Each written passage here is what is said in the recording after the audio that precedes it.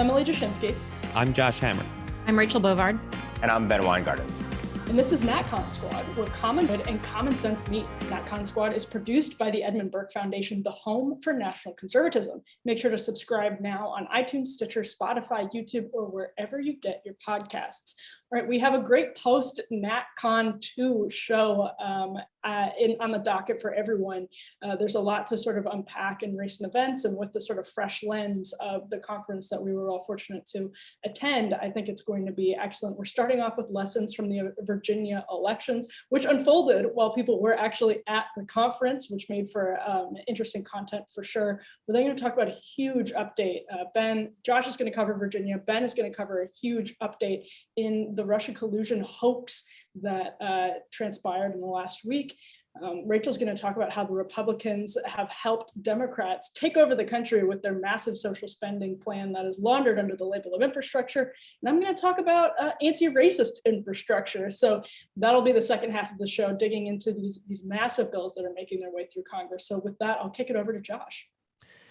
Okay, so first of all, thank you to everyone in the listening or viewing audience who was there at NatCon 2. If we met you, I'm sure it was lovely to meet you, and if we didn't meet you, hopefully you'll come up at a future NatCon conference. But speaking of Virginia, that did transpire while a lot of us were still there in Orlando. Specifically, it transpired during J.D. Vance's parting keynote address. We kind of all found out in real time. I guess J.D. himself kind of found out from the stage while he was talking that Glenn Youngkin had pulled it off in the Commonwealth of Virginia there.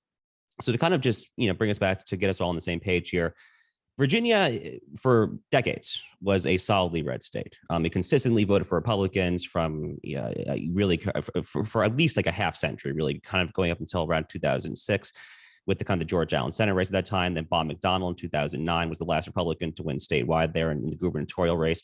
And over the past 12 years since Bob McDonnell won 2009, it really has trended consistently towards a light blue direction. Kind of Virginia, Colorado, or kind of your quintessential kind of formerly red turned light blue states. Biden carried it by double digits over Donald Trump last fall. Glenn Youngkin, along with the lieutenant governor and the attorney general, have kind of returned Virginia to the GOP column here. And it's worth talking about why that happened. And specifically kind of from my perspective, at least, what happened. And it was really cool. We got to kind of, those of us who were in Orlando got to celebrate this victory with Chris Rufo there, of all people. This largely happened, it seemed, on the kind of the education and critical race theory issue, kind of leading the way. Terry McAuliffe had this gaffe of all gaffes in late September, where he basically said, parents, you shouldn't have anything to do with your children's education. What do you care about that for?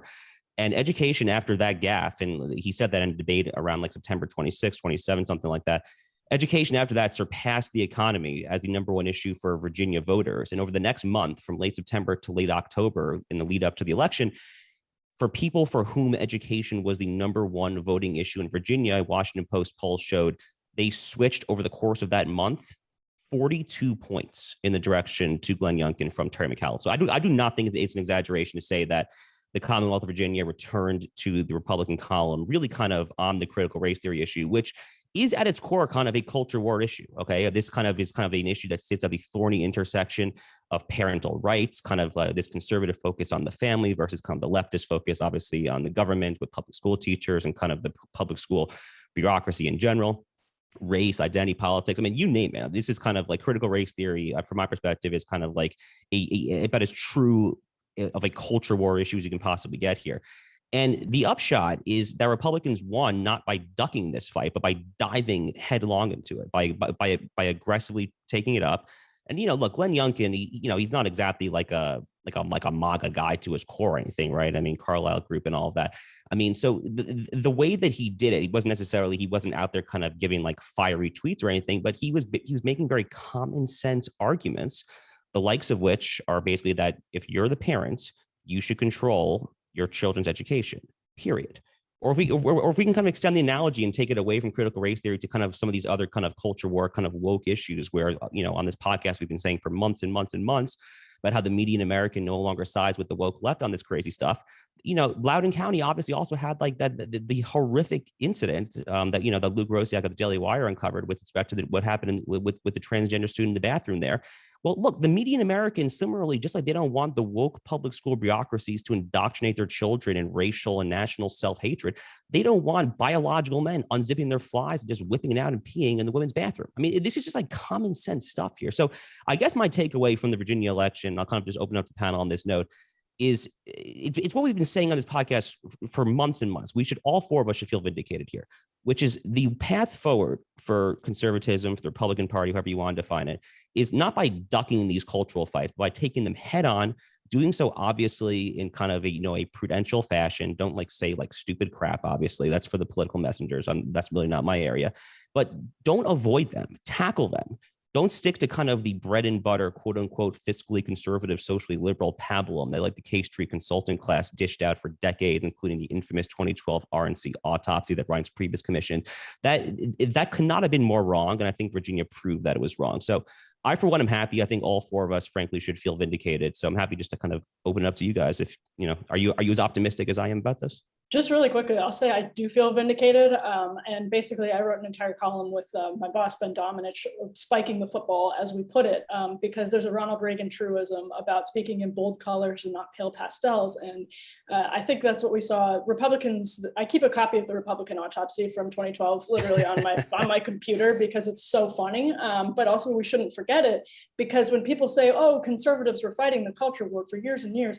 Yeah, no, conservatives may have been, but the Republican Party and the Beltway apparatus absolutely was not. And they were saying that people like Glenn Youngkin were great candidates because they will speak in pale pastels, as long as it's about the cultural issues. They'll be very bold on tax cuts, but culture, you'll see that be very pale. And to all the people saying, this is not vindicating for social conservatives because Glenn Youngkin is this sort of woke corporatist. And by the way, he is. I remember I reported during the primary on a letter he signed sort of groveling to BLM.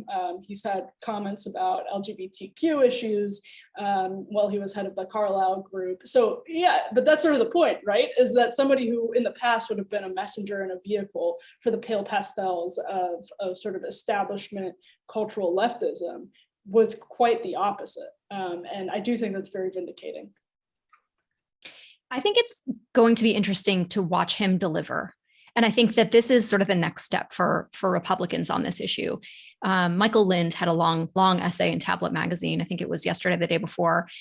Actually, his takeaway from Virginia was that the consensus of neoliberalism is coming back to the forefront, and Glenn Youngkin is sort of embodying that.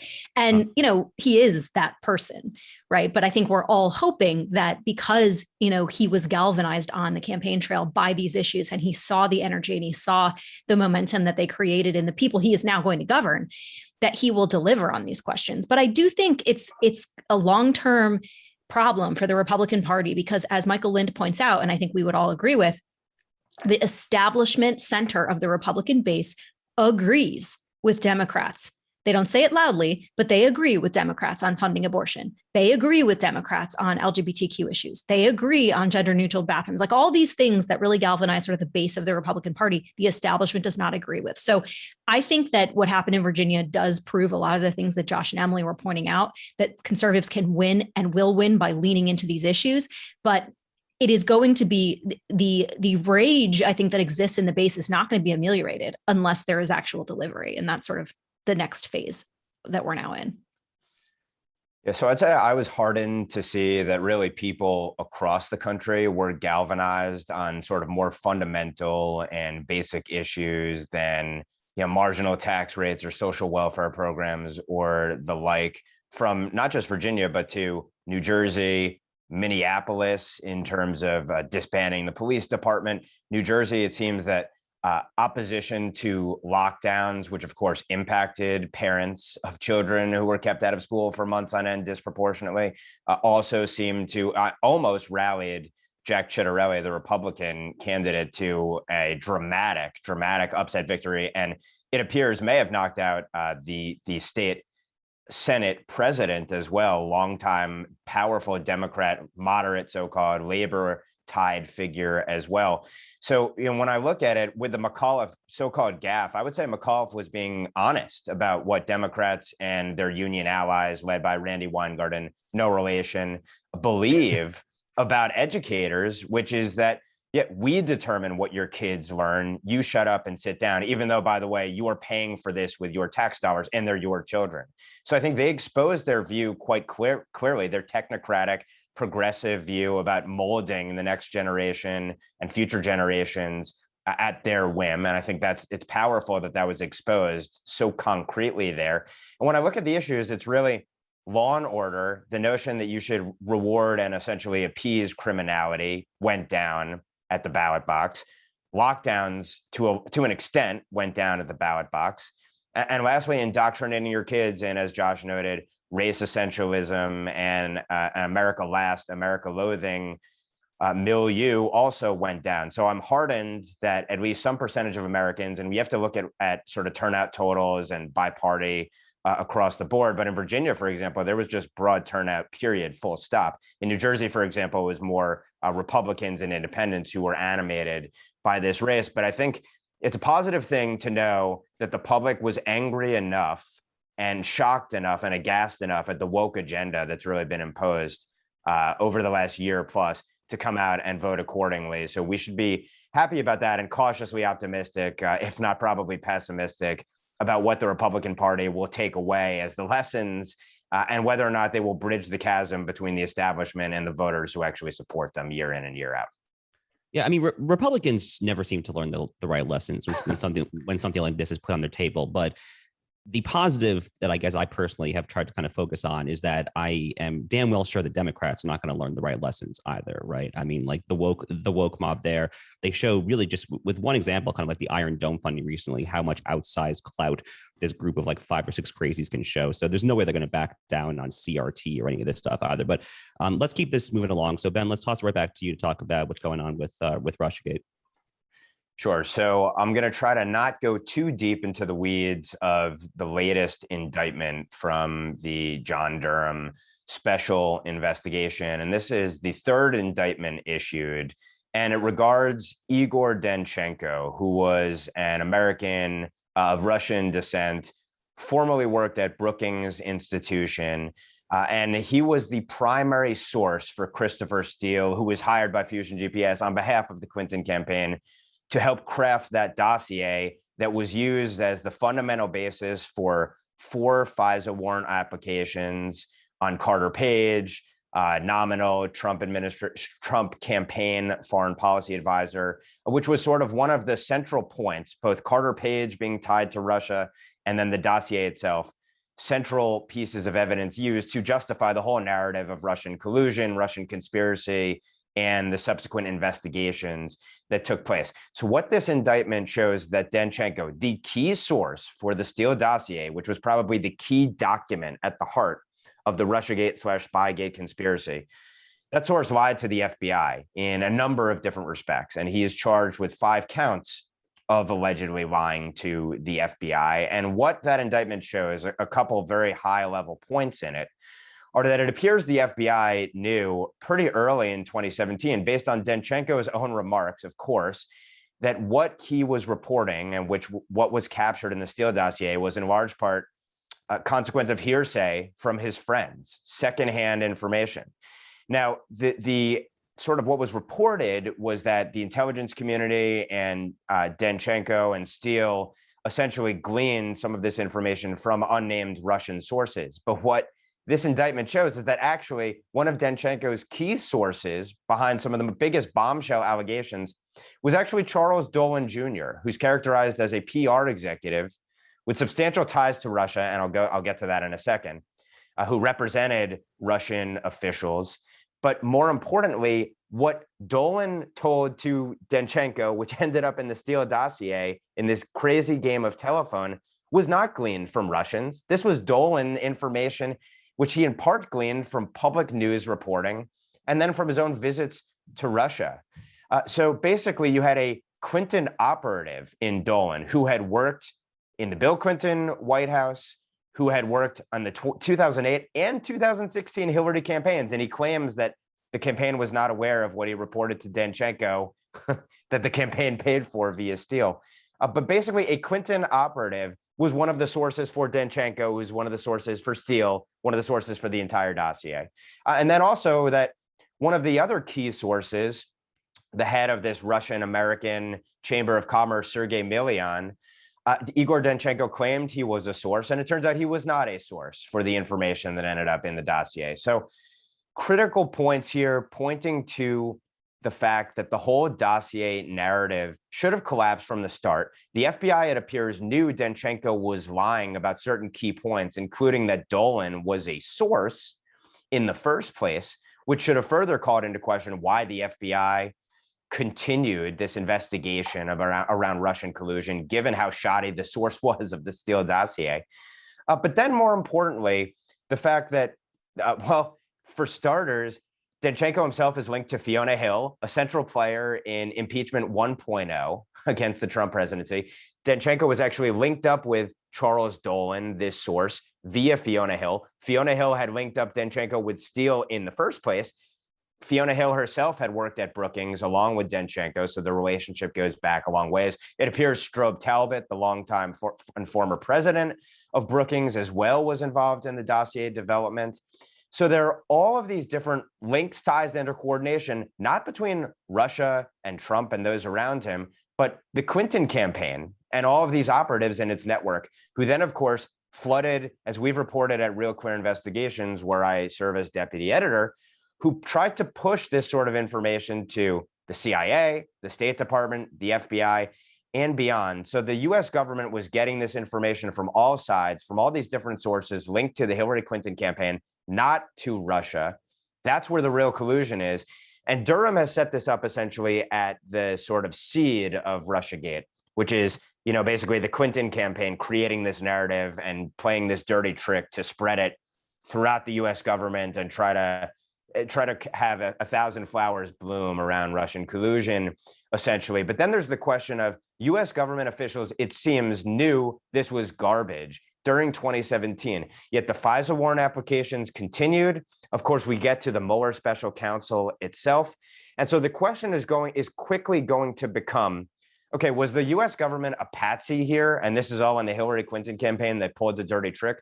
Or in fact, did the US government in effect collude with the Clinton campaign to try to bring down President Trump and all those around him? And I would suggest that the US government, it's very clear, knew this was garbage and continued to pursue it for months on end. And the fact that we're only starting to get to the truth of everything that transpired 5 years later is proof that you can make a better argument that the Mueller special counsel was more of a cover-up than an actual investigation of what transpired. So there's so many different details and rabbit holes that one can go down in this, but I think the biggest takeaway is something that Lee Smith has been hammering home for years, which is that this was not a Russian misinformation or disinformation operation. This was a Clinton campaign operation with witting allies in the US government and, of course, across the media as well.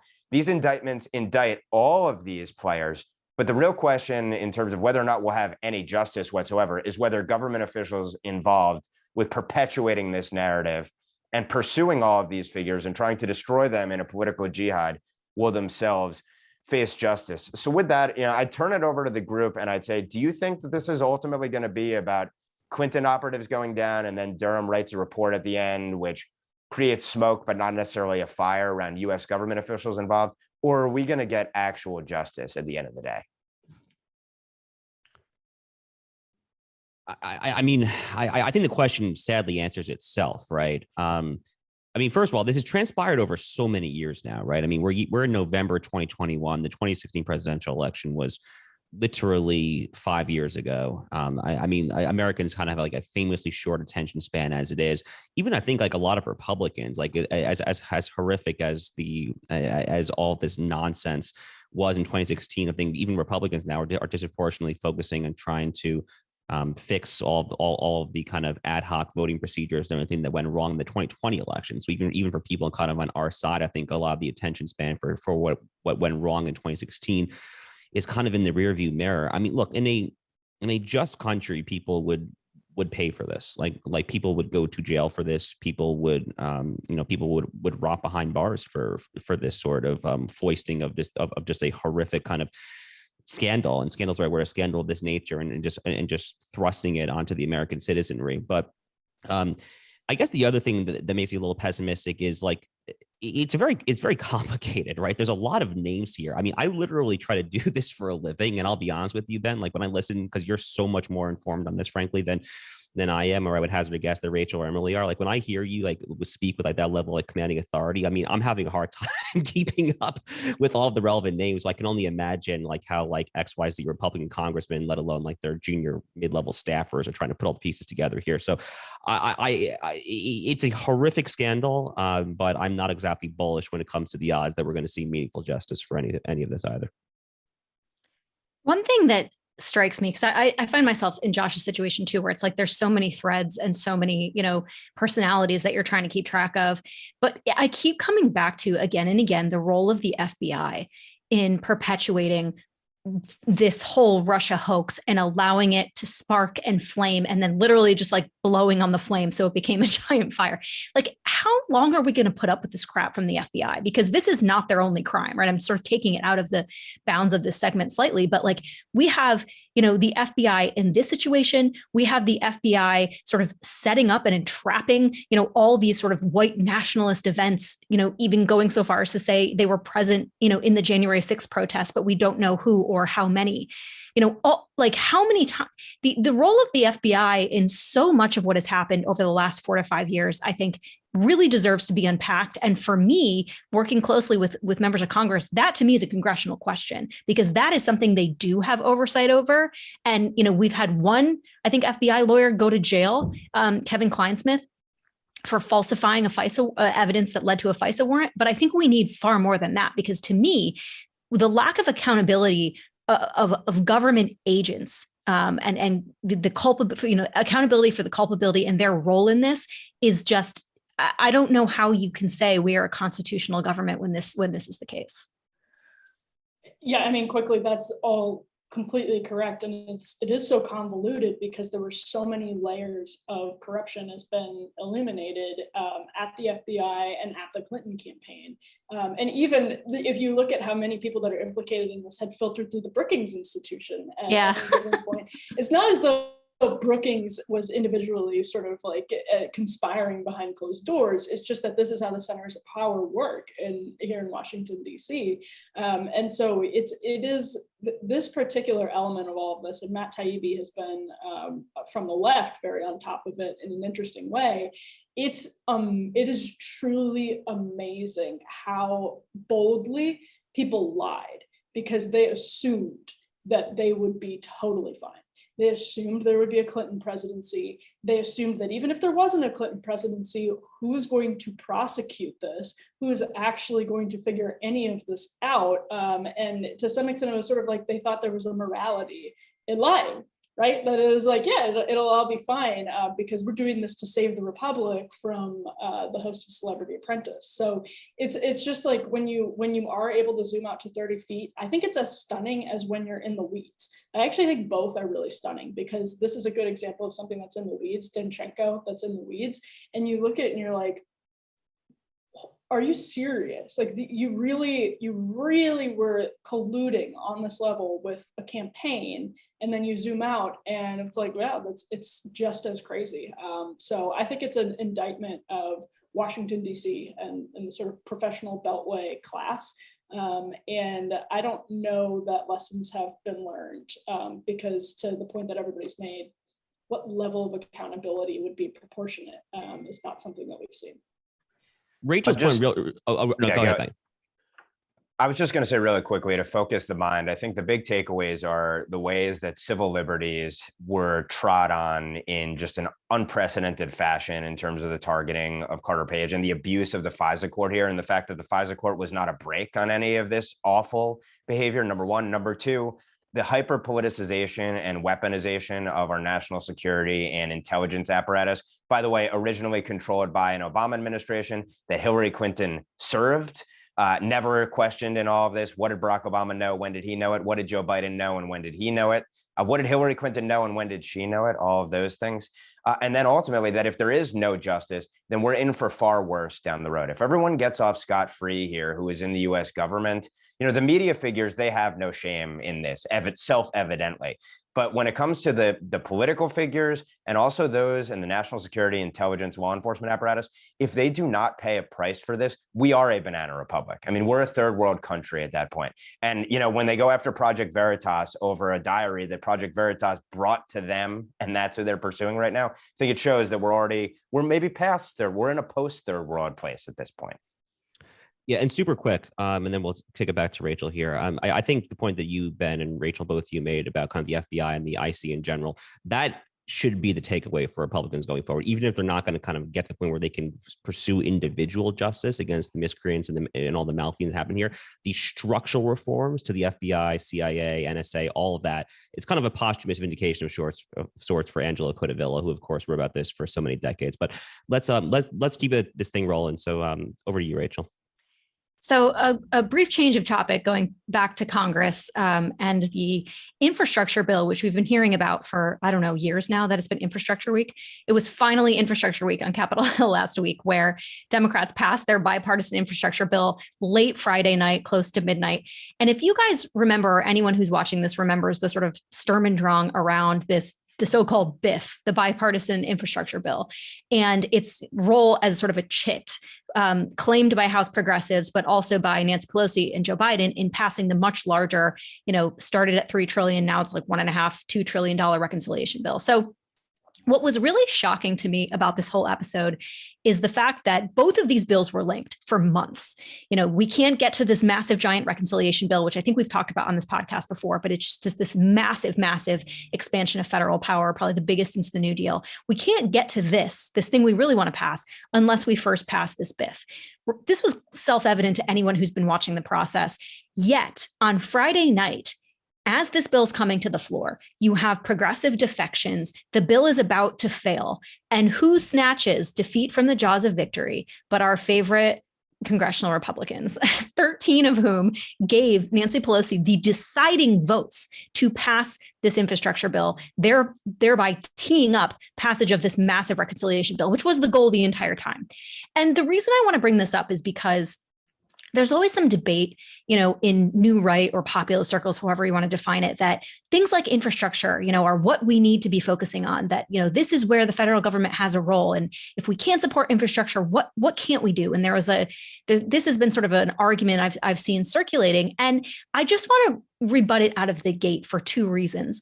One is the idea that, yes, we can have an argument about the federal government's role in infrastructure, but this infrastructure bill was not that.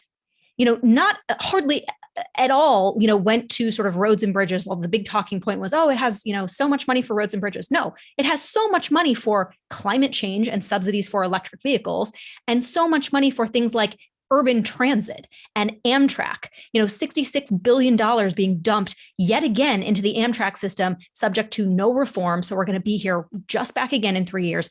This is not the product that I think sort of nationalist or populist or new right, whatever conservatives want to line up behind. I think we have to have standards. Like if we want to talk about infrastructure, great, but we have to have standards for what that looks like. And this wasn't that. But second, I think, for a young movement, we have to be savvy about the politics.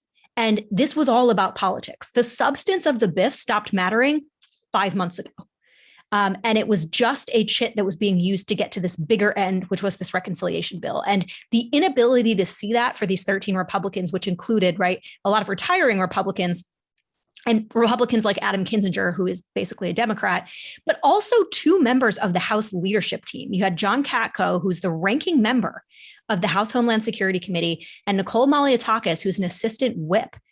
Even for this House leadership members to go in and give, again, Democrats this massive win, setting up this reconciliation bill that we've been fighting all year, I think is just disqualifying. And so the ability to appreciate the politics of what's going on here, I think, is vital, especially for more nationalist, movement conservative types who are saying, infrastructure is what we need to focus on. Well, before you can even get to that, you have to understand the politics at work. So all that to say, that's one angle I'm very focused on. The second is that, I don't have a lot of faith in Kevin McCarthy's whip operation after this, because it clearly failed in a big way.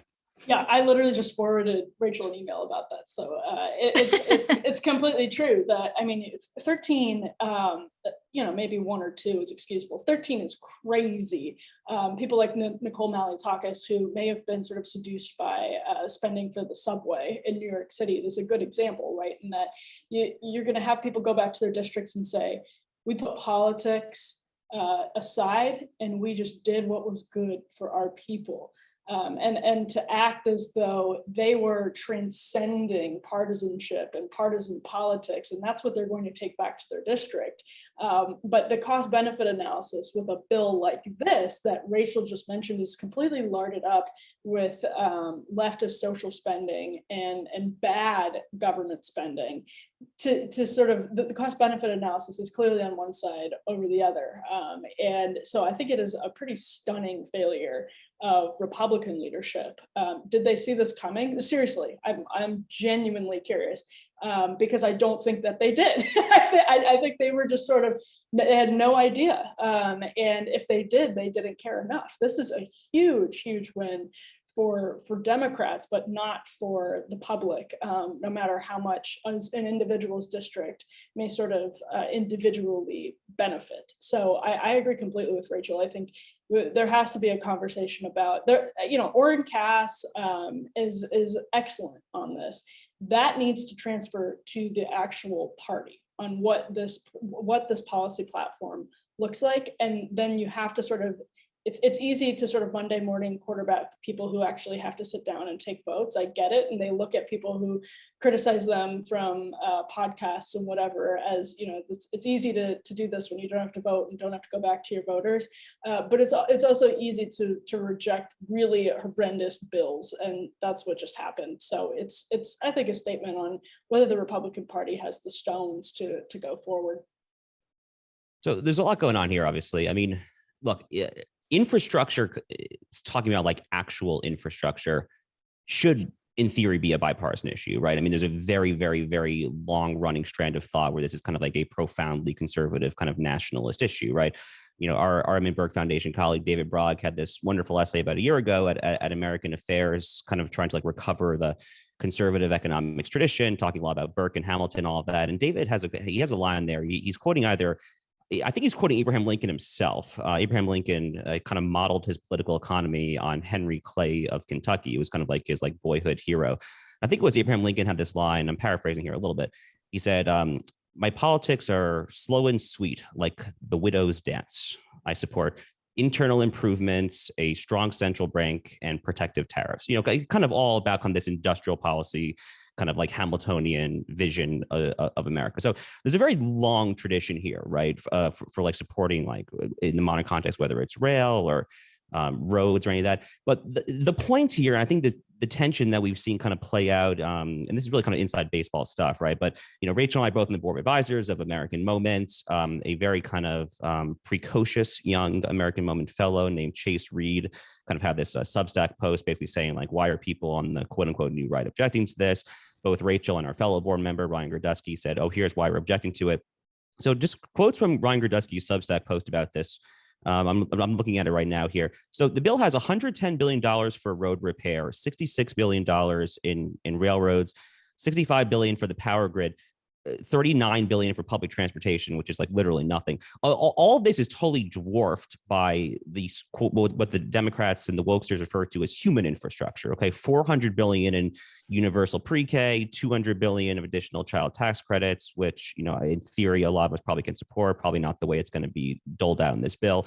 So the upshot here is like, there's just like a basic miscommunication, I think, right? Where like we can and should support like better airports, better rail. I mean, look, Amtrak is a freaking disaster. Okay. I mean, like I as someone who has been, I remember I was on like a high-speed train in Japan a couple of years ago, going from Tokyo to Kyoto, traveling 240 miles per hour. It was awesome. It was so cool. Like, and I'm not necessarily saying we should try to emulate high-speed rail in America for everywhere, probably outside the Northeast corridor. It doesn't make much sense here, but in theory, these are things that we can support. It doesn't mean supporting kind of a bill of this nature, to say nothing of kind of the direct political linkage, of course, the reconciliation package that Rachel talked about as well. So there's just a lot to unpack here. And I think a lot of people are kind of talking about it in overly simplistic terms. Yeah, once again, I'd say for those Republicans who did go along with this under the belief that, well, either the Democrats had some kind of leverage over them that they felt was going to lead to them getting knocked out in 2022, or they simply lacked the courage to make the case to their voters that whatever pork benefits might be gained would be far outweighed by the losses here. I think this comes down to, once again, not having an understanding of the stakes and/or an issue of something as simple as the evil party versus stupid party sort of duality that is, it's hackneyed, but I think does play out at times, because the incompetence here would seem to be rank from the top on down, to the extent that leadership failed to get these other Republicans in line and shore them up in some way, to the extent that this was going to be perceived as a tough vote within their districts. So I think this is really a case of, can't anybody here play this game sort of view of the Republican Party. Short-sightedness, to the extent it really was a belief that the pork was better than the political losses that are going to transpire as a consequence of this, and the substantive losses as a consequence of this. And I think that we need to, if really our worldview is the one that ought to triumph, then those Republicans who voted with this ought to be primaried. And let's see if the voters respond accordingly. And the case needs to be made to them, I think, strongly, that these votes are unconscionable, given the state of play and where the Democrats are and what this means for 2022 and beyond. Any last thoughts, Rachel, before we transition? Well, I will just point out that I think Marjorie Taylor Greene, one of the highest grossing Republicans in the House, literally, she's raised more money than almost anyone, has announced she's going to primary those guys. So I don't know if she will or not, but she has the money to do it. Maybe she could get some help from the Nation of Islam. Yeah, well, okay, Nancy Mace. that is a joke, because Marjorie Taylor Greene had a genuinely interesting Twitter thread about her experience in a prison when she was touring to see the conditions that January 6th defendants are in, and found some common cause on with the Nation of Islam. And you can go look that thread up if you want to read it. It was an interesting dust up, but actually our transition here is fairly smooth, because what we're going to talk about is Transportation Secretary Pete Buttigieg coming back from parental leave, and saying that he will use infrastructure, part of the infrastructure bill, funding from the infrastructure bill, to address racial inequities in highways. He made this point yesterday at a White House press briefing. And when I say yesterday, I'm referring to Monday. We were taping on Tuesday at a White House press briefing. And it gets to something really interesting that we've talked about here before. And I remember I wrote a piece about this a little while back after Katie Herzog reported out on Barry Weiss's Substack that doctors were sort of so afraid of woke ideology that they were actually lowering their treatment of patients, like their standard for treatment of patients, because to treat people adequately, you would sort of risk being called racist. And there's a real thing here about how we can't even do infrastructure in this country because Democrats have to make it human infrastructure. They have to make it woke infrastructure. They can't actually just do straight infrastructure, and they can't actually just put money where it needs to be allocated. And it's not just Democrats, of course. Again, we have 13 Republicans voting for this bill, which allowed it to pass.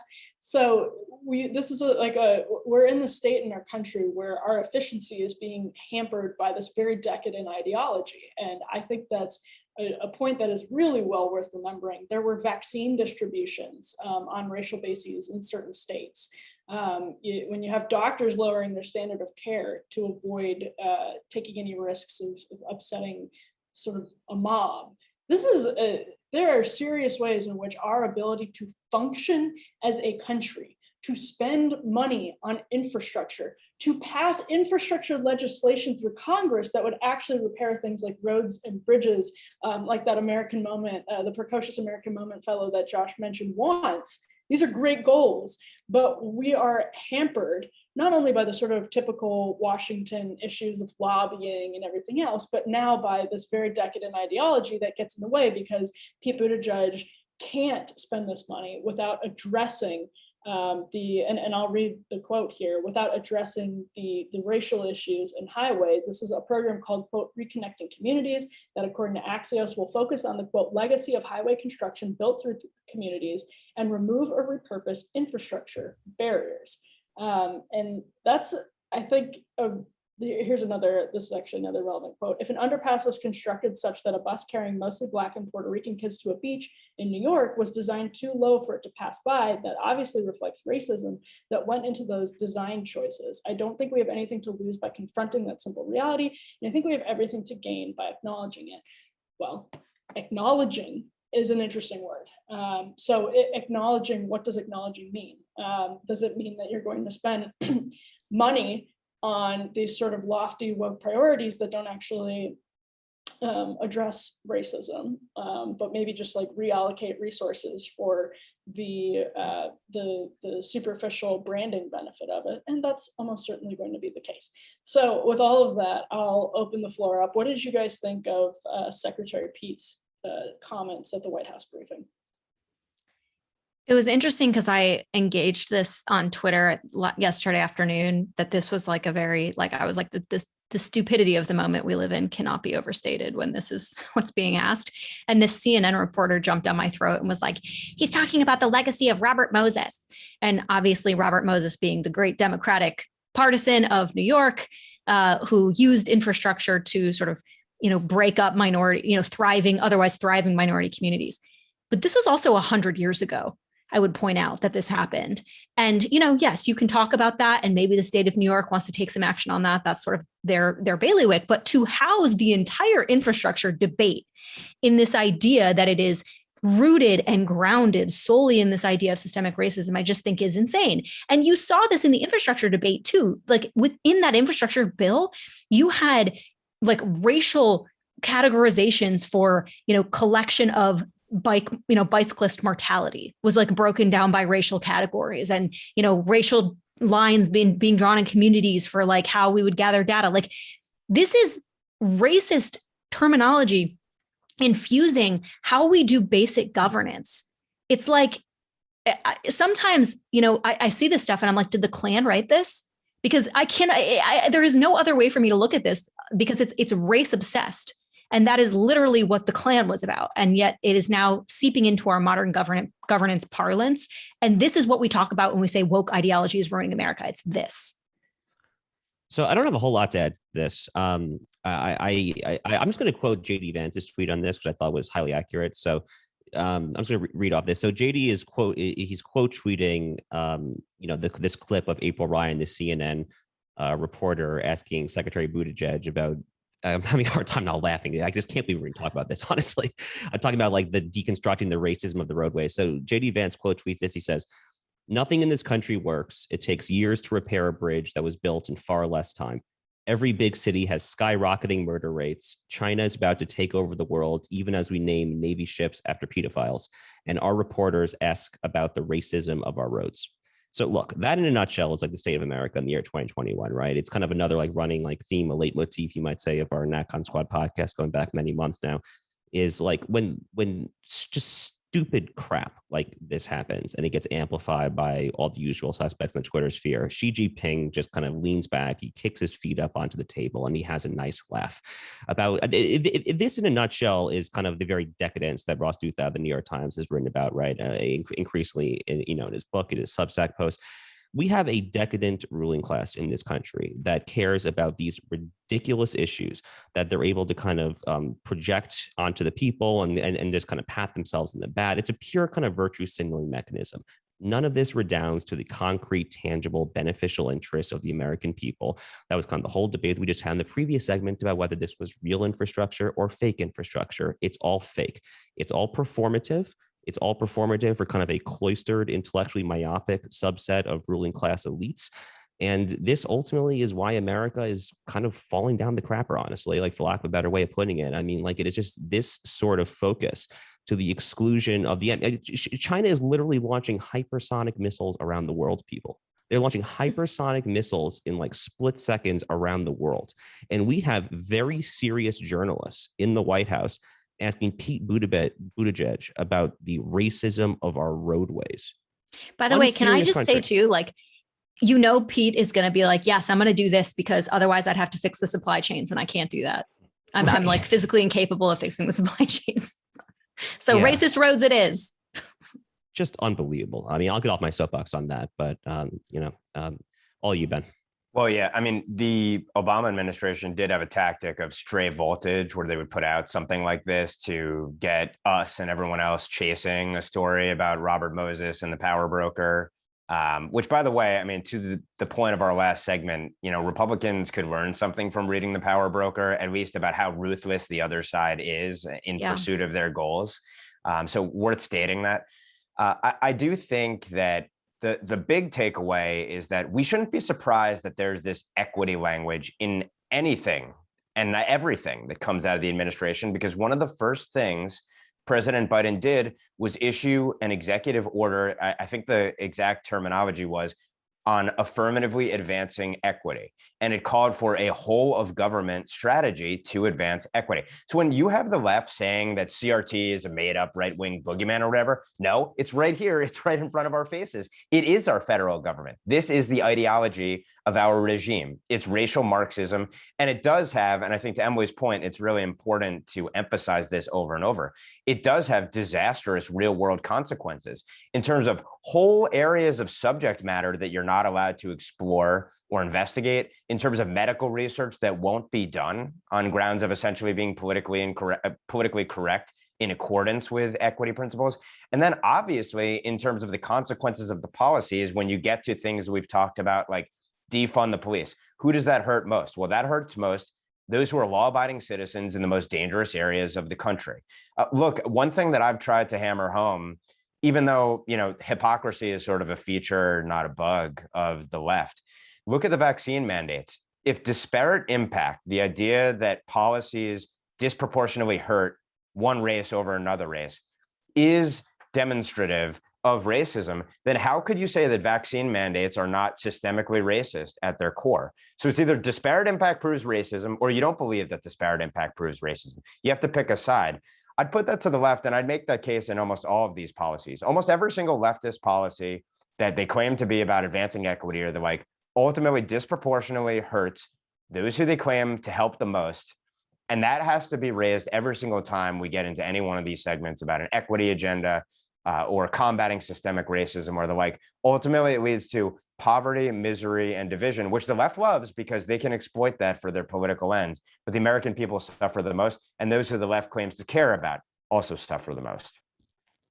I think we have time just for quick final thoughts, and I will start mine just by very quickly saying on that point, on the points that everyone made, actually, and I think one thing that Rachel said stands out, that it reminds me of how hollow and empty and inefficient this system of morality is, right? So the left's morality has metastasized in academia for years and years and years without any challenges, right? Like they don't respond to people who actually have reasonable and substantive dissents to them. They dismiss them. They say they're racist. We just saw this happen in Virginia to sort of bring things full circle. And that's why, like, when they try to actually address real racism, they end up with these super decadent, out of touch, unrealistic solutions. And that's sort of actually a sad thing for the goal and mission of racial equity, because we should be able to address all these things. As Rachel said, maybe New York does need to do something, but whatever this is, that's it. Whatever this is, it's not it. And so their morality is hollow and corrupt, and it's our governing ideology now. So if anyone else has final thoughts, I'll open it up to the group. I mean, this kind of goes like to the point that I tried to make last week when I was speaking at NatCon, which is that this woke ideology is the most destructive force I think I've seen it's the most destructive force the country faces in a generation. And people on the right who are incapable of grasping how destructive it is and how it needs to be opposed are not qualified to lead the party. They are not qualified to lead the country, and they're not qualified to lead the conservative movement. This, to me, because this theory of governance, and it's just, as we've discussed, a performative, decadent ideology that means nothing except benefiting the material interests of those promoting it. It's everywhere. It's pervaded our government, our institutions, our cultural, intellectual institutions. So it needs to be taken on immediately. And this I think is the task of the right. And when we select our next leader, this has to be a threshold question. And I'll just build off that real quick for my own final thought segment, which is, we did just have the NatCon 2 conference in Orlando here. And I think some of the chatter has been, even from some, of our friendlies, people who are there, like, oh, what do they mean? What does it stand for here? Well, I think if it means anything, right, and this obviously still is kind of a work in progress, and all of us who are kind of adjacent or in this are going to continue to flesh it out. But if it means anything, it is mobilizing all levers of power to oppose what it is that Rachel just laid out, which is the woke ideology, which I agree. I think we all agree is the greatest threat that America has faced in decades. And when we talk about mobilizing power, we're talking about mobilizing power, obviously, not just as far as kind of like tax cuts or deregulation or anything, but actually willing to wield state power, if need be, to rein in destructive forces, whether that is the Ford Foundation, whether that is the higher ed bureaucracy, the accreditation services, whether it is the big tech oligarchs, whatever, you name it, that is where the threat is coming from. And that's where we need to kind of focus our political energy for the time being. So, we're going to continue to flesh that out, obviously, but that is kind of in a nutshell, I think what our vision of where the right needs to go, in contrast to kind of just a more kind of hands-off. I'm not even going to say Reaganite, because Reagan, I think, probably understood this better than the so-called Reaganites themselves do. It's kind of in a way like the Burke consumer welfare standard, right? I mean, Bob Burke didn't actually stand for what a lot of his acolytes think, but anyway, I'm no reason to get too far in the weeds there. But anyway, we oppose this ridiculously kind of neoliberal inspired notion that you can't get your hands dirty to actually punish the wokesters, if nothing else, I think. First, I just want to say it was really heartening to meet with and spend time with kindred spirits, including a lot of the viewers or listeners of this program, especially coming from the Northeast, surrounded by people who have lost their minds over the last 20 months. It was just amazing to be in the flesh with actual like-minded, patriotic Americans. So I really appreciated the opportunity to come down to NatCon 2.